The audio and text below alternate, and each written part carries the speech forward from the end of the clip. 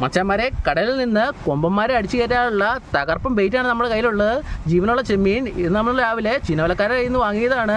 ഇതങ്ങ് ഇട്ട് കൊടുത്താൽ മതി. പ്രൊഡേറ്റർ മീനുകളൊക്കെ പരിസരത്ത് എവിടെയാണെങ്കിൽ പറന്നു വരും.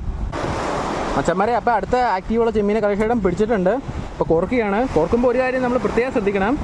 ഈ ചെമ്മീൻ്റെ വൈറ്റൽ ഓർഗൻസിലൊക്കെ നമ്മൾ കുറക്കുന്ന സമയത്ത് ഹുക്ക് കയറി കഴിഞ്ഞിട്ടുണ്ടെങ്കിൽ പിന്നെ ഒരു കാര്യമില്ല. നമ്മൾ എറിഞ്ഞിട്ട് കഴിയുമ്പോൾ ഒരു ആക്ടിവിറ്റിയും അവർ കാണിക്കത്തില്ല. കുറച്ച് കഴിയുമ്പോൾ ചത്തുപോവുകയും ചെയ്യും. അതുകൊണ്ട് നമുക്ക് യാതൊരു പ്രയോജനം കിട്ടത്തില്ല. കൂരി മാത്രമേ അടിക്കത്തുള്ളൂ. ചെമ്മീൻ കിടന്ന് ഹുക്കിൽ നല്ലപോലെ നിന്ന് ചാടി കളിച്ചാൽ മാത്രമേ നല്ല പ്രൊഡേറ്റർ മീനുകൾ വന്ന് അടിക്കത്തുള്ളൂ അതിൽ. മച്ചാന്മാരെ, അപ്പോൾ കലേഷേട്ടൻ ജീവനുള്ള അടുത്ത ചെമ്മീൻ കാശി തിരികെയാണ്. കുറച്ച് ലോങ്ങിലേക്ക് തന്നെ ഇടാനാണ് പരിപാടി.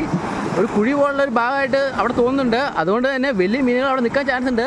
അപ്പോൾ കലേഷേട്ടൻ ജീവനുള്ള ചെമ്മീൻ കാശി തിട്ട് കഴിഞ്ഞു. ചെമ്മീൻ കാശി തിട്ടിട്ട് കലേഷേട്ടൻ മീനടിക്കാനുള്ള വെയിറ്റിങ്ങിലാണ്.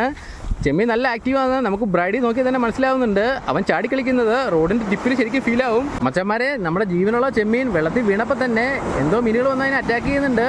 എന്ത് മീനാണ് അറ്റാക്ക് ചെയ്യുന്നതെന്ന് ഒരു പിടിയില്ല. റോഡിൻ്റെ ടിപ്പ് ശരിക്കും ചലിക്കുന്നുണ്ട്. അത് എന്തായാലും ചെമ്മീൻ കിടന്ന് ചാടി കളിക്കുന്നതല്ല, എന്തോ ഒരു മീൻ വന്ന് അറ്റാക്ക് ചെയ്യുന്നതാണ്. മിക്കവാറും അവൻ ഇപ്പോൾ തന്നെ ഹുക്കപ്പ് ആവാൻ ചാൻസ് ഉണ്ട്. കലേഷേട്ടൻ ഹുക്കപ്പ് കൊടുക്കാനുള്ള ഒരു വെയിറ്റിങ്ങിലാണ്. നല്ലൊരു വലി കിട്ടിക്കഴിഞ്ഞാൽ അപ്പോൾ തന്നെ കലേഷേട്ടൻ ഹുക്കപ്പ് കൊടുത്ത് അവനെ ലോക്കാക്കും. മച്ചന്മാരെ, അങ്ങനെ നമ്മുടെ ചൂണ്ടയിൽ ഒരു തകർപ്പൻ മീനടിച്ച് കയറിയിരിക്കുകയാണ്. ഹെലികോപ്റ്റർ ഫിഷ്, മുത്തേരി എന്നൊക്കെ വിളിക്കുന്ന ഒരു കിടുക്കാച്ചി മീനാണിത്. ഇത് നല്ല ഷാർപ്പ് മുള്ളുകളാണുള്ളത്. അതുകൊണ്ട് തന്നെ പിടിച്ച് കയറ്റി കഴിയുമ്പോൾ കെയർഫുള്ളായിട്ട് വേണം ഇവനെ കൈകാര്യം ചെയ്യാനായിട്ട്. അതുപോലെ തന്നെ എവിടെയെങ്കിലും നമുക്ക് ഇവനെ കുത്തി നിർത്തി കഴിഞ്ഞിട്ടുണ്ടെങ്കിൽ എത്ര നേരം വേണമെങ്കിലും ഇവനിങ്ങനെ നിന്നോളും. ഇത് മറ്റു മീനുകൾക്കൊന്നും ഇല്ലാത്തൊരു പ്രത്യേകതയാണ്. മച്ചന്മാരെ, നമ്മുടെ അൻസാറേട്ടനും നൗഫലേട്ടനും പോളോട് ഉപയോഗിച്ചുള്ള തകർപ്പൻ വേട്ടയിലാണ്. ഏത് നിമിഷത്ത് വേണമെങ്കിലും നമ്മുടെ പോളോട് അടിച്ച് താത്തിക്കൊണ്ട് പോവാം. മുട്ടൻ ഏരിയയൊക്കെയാണ് അവിടെ കിടന്ന് കറങ്ങുന്നത്. ഒരു 1.5 കിലോ ഉള്ള ഏരിയ ആണെങ്കിൽ പോലും നമുക്ക് ഈ പോളോട് അടിച്ച് കയറ്റാനായിട്ട് പറ്റും.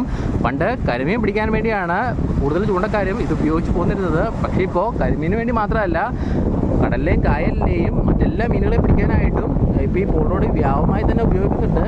വലിയ മീനുകൾ അടിച്ച് പലപ്പോഴും ഈ പോളോട് വട്ടി പിടിക്കുന്ന സാഹചര്യം വരെ ഉണ്ടായിട്ടുണ്ട്. എങ്കിലും പോളോട് ഉപേക്ഷിക്കാൻ നമ്മൾ ചൂണ്ടക്കാരും തയ്യാറല്ല. കാരണം ഇതിൽ മീനെ അടിച്ച് കയറ്റുമ്പോൾ ഉള്ള ഫീല് അത് പറഞ്ഞറിയിക്കാനായിട്ട് പറ്റില്ല. ഒരു പ്രാവശ്യം പോളോടിൽ മീൻ പിടിച്ച് കഴിഞ്ഞിട്ടുണ്ടെങ്കിൽ അതൊരു ചെറിയ മീനാണെങ്കിൽ പോലും പിന്നെ കഴിച്ചുകൊണ്ടിടാനായിട്ട് ആരാണെങ്കിലും പോളോട് മാത്രമേ യൂസ് ചെയ്യത്തുള്ളൂ. അതാണ് ഈ പോളോടിൻ്റെ ഒരു പ്രത്യേകത. മച്ചന്മാരെ, നമ്മുടെ ചൂണ്ടക്കാരുടെ നേതൃത്വത്തിൽ പോളോട് ഉപയോഗിച്ചുള്ള മാരക വേട്ടയാണ് ഇവിടെ നടന്നുകൊണ്ടിരിക്കുന്നത്. മച്ചന്മാരെ, ഇവിടെ ഇഷ്ടംപോലെ കല്ലുകൾ ഉള്ളതുകൊണ്ട് തന്നെ ഈ കല്ലുകളിൽ ഇഷ്ടംപോലെ പാഴയും പൂപ്പലും ആൽഗയൊക്കെ പറ്റിപ്പിടിച്ച് വളരുന്നുണ്ട്. അത് കഴിക്കാൻ വേണ്ടിയിട്ട് ചെറു മീൻ കൂട്ടങ്ങൾ സ്ഥിരം ഇവിടെ എത്തും. ചെമ്മീൻ കൂട്ടങ്ങളൊക്കെയാണ് ഇവിടെ സ്ഥിരമായിട്ട് തന്നെ കാണപ്പെടുന്നത്. അവരെ അടിക്കാനായിട്ടാണ് കുമ്പം മീനുകൾ തീരത്തിൻ്റെ സമീപത്ത് എത്തുക.